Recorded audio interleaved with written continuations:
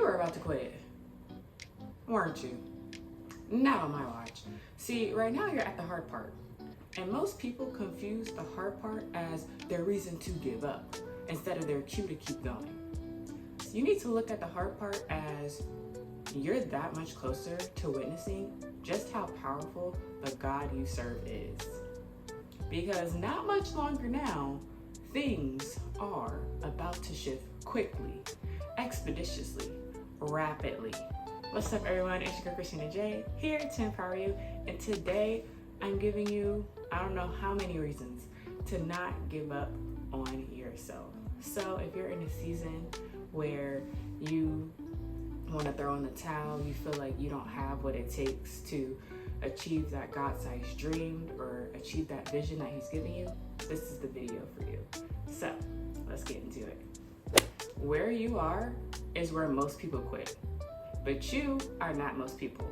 1, God doesn't say that you are a conqueror, but that you are more than a conqueror in Romans 8:37, meaning you are overwhelmingly victorious. Think of a basketball team who beats a team 150-7. That's what it means to be overwhelmingly victorious, meaning they may throw a few punches, they may score a few points, but they won't outlast you. There's no competition really. Nothing you face worries God in the least. So if God ain't worried, why are you? He's the one that permitted it, but He's also the one to sustain you through it. What He permits, He's already prepared you to conquer. The odds are already tilted in your favor from the jump. You're already a winner, even if you don't see it yet. You are not alone. The pain you're feeling, others have faced it too. The only difference between them and between you is that they are on the other side of hard. On the other side of hard is the breakthrough you've been believing in.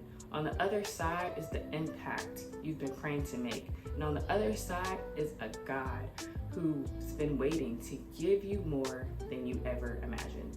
So what if instead of saying this is too hard, you started saying this is proof that I'm closer than ever to getting to the other side? Because if it was easy, everybody would do it. But sure, not everybody. 2, mama ain't raised no quitter. Most people quit too early. Some quit before they even start. Not because they can't do it, but they've convinced themselves of such. Or they let a quitter talk them into it. You know the ones who gave up on themselves and want you to do the same so they don't feel alone. They somehow think that just because they quit before they started, that means that your dream, your vision, your goal is also impossible too because of what they've experienced. But just because they failed or they quit doesn't mean that you will fail. The truth is, when you're walking with God, you might stumble a little bit, but you won't stay down. 2 Corinthians 12:9 tells us that God's power shows up strongest when you feel the weakest. But He said to me, my grace is sufficient for you, for my power is made perfect in weakness. We look at where we lack like it's a setback. It's something against us. We say, oh, I'm too small, I'm too tall, I'm too big, I'm too broke. Like it's a setback. But it's not. It's where you end, but where God begins. You don't have to quit when you feel tired, uncertain, unqualified, because you're not running on your own strength. As believers, our dependence is always solely on God. I was reading a book called The Power of Discipline, and it talked about this principle called the 40% rule.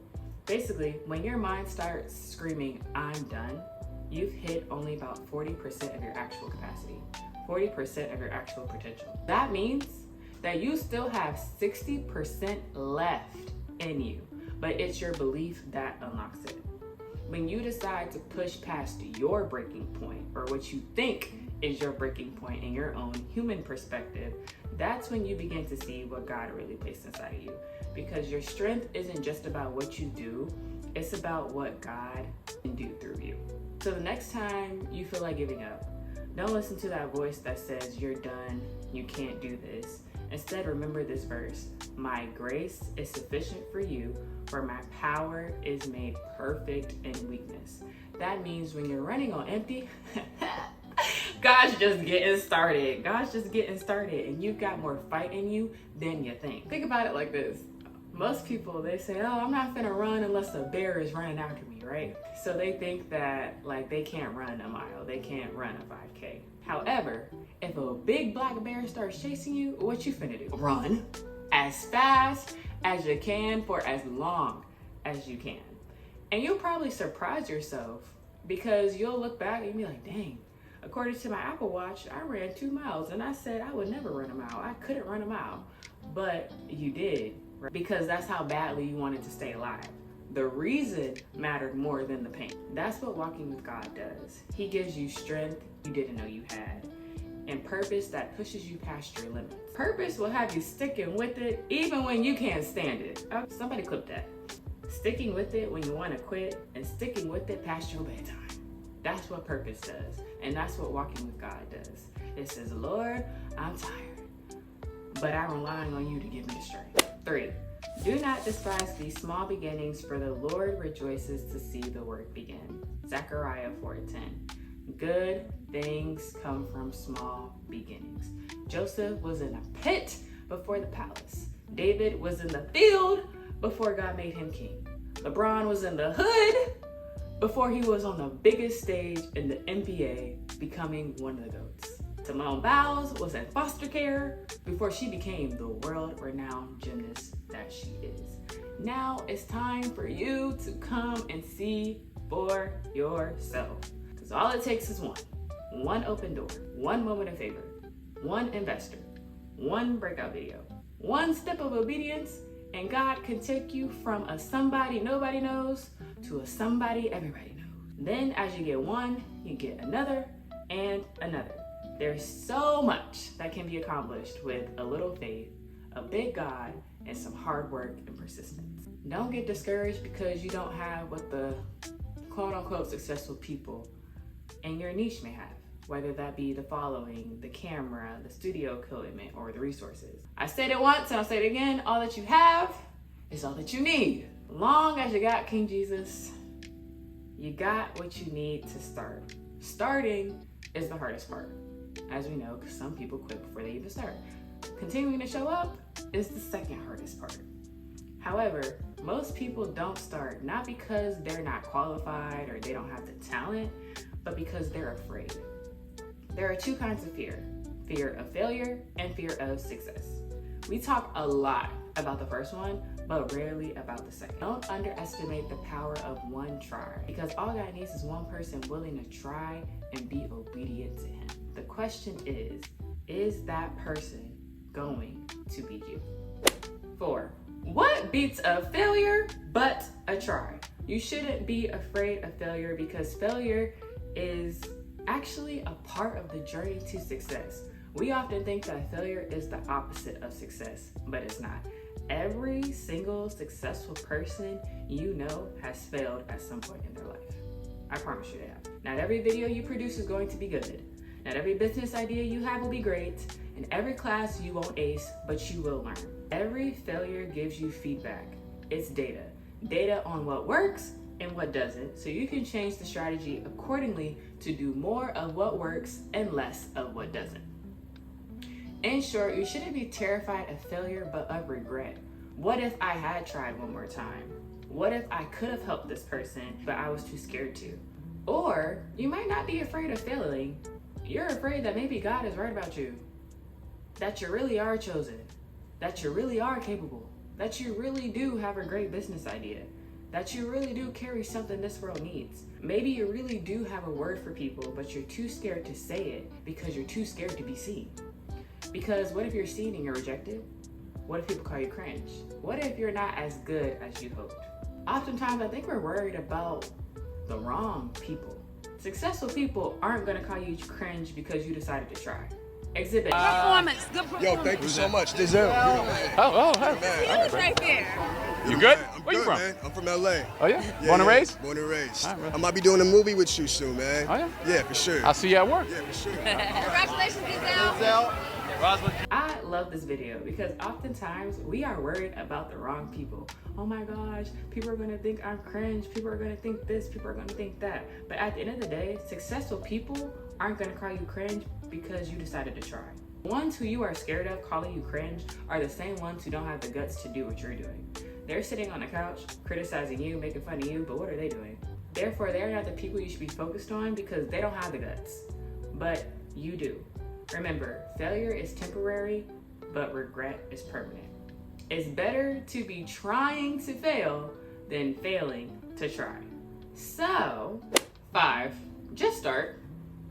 It takes 10,000 hours to master something. And I didn't say that to overwhelm you. You could be like, 10,000 hours? Because you don't need 10,000 hours to start. You need 1. Austin Kleon said, you can't find your voice if you don't use it. A lot of what you'll make will be awful at first. But the more you make, the better you'll get. Getting really good at something takes time, but you can't get to really good until you start. So, start. Do it for God to steward the gift He has given you because a gift is meant to be given, not hoarded. Do it for you to prove to yourself that you are more than capable all along. Do it for those behind you so they can believe that it's possible for them too. And do it for the people who need only what you can offer and give. Because 6, you only get one life. James 4:14 reminds us that life is but a vapor. Why do you not even know what will happen tomorrow? What is your life? You are a mist that appears for a little while and then vanishes. Girl, you've cried too many tears, prayed too many prayers, and come too far to give up now. It actually makes more sense to keep going than to quit because you come this far. You might as well see it through. 7, remember you are the only investment that you will ever make where you get to fully control the return. Your return will match your faith, your habits, your discipline, and your consistency. And it all adds up to create your return on your interest or the return on the investment that you make into yourself. You decide what you get. So, what's it gonna be? 8, in spite of all that is happening, whether you are having a rough day, a rough season, or had a hard day, period, remember God's faithfulness. Oftentimes, as people, when one thing goes wrong, we throw the whole day away. We're like, oh, this is the worst day ever. This is a bad day. Why am I having a bad day? You're making all these bad things happen to me, and I don't. We tend to have this victim mentality and just think that everything's bad just because one thing didn't go our way. But we forget about all the good that has happened to us before. And even in this rough season and on this bad day, guess what? God is still good. He's still good. Psalms 103:2 says, bless the Lord, O my soul, and forget not all His benefits. Don't get so distracted by what's not happening that you forget what has happened. The times God made a way out of no way. The moment He wiped every tear from your eyes. The nights you didn't think you'd make it, but somehow, some way, you did. The times you wanted to quit, but God gave you the strength to press on. That same God is still moving, and His track record in your life proves not only His goodness, but that He's not done yet, because you're still alive today. And while you still have breath in your lungs, that means that God still has purpose for you. He still has people that He wants you to impact, or impact He wants you to make, period. Let's not forget that the greatest gift God offers isn't what He does for us. It's who He is, period. His presence is the most valuable thing you could ever have. It's His presence that brings peace when the answer is still not yet. It's His presence strengthens us when the weight feels too heavy to carry. If you truly have Him, you already have more than enough. So don't just chase the promise, chase the presence, because the blessings will fade. The glass, whatever, will break. But who God is will never run out. So pick your head up, dry your face, square them shoulders, and remind yourself, mama ain't raised no quitter, and God ain't finished with me yet. Thank you all so much for watching. Y'all know how we do on this side of the internet. If this blessed you, make sure you share it with someone else so that it can bless them too. Thank you all again for being here, and I'll see you in my next one. Bye.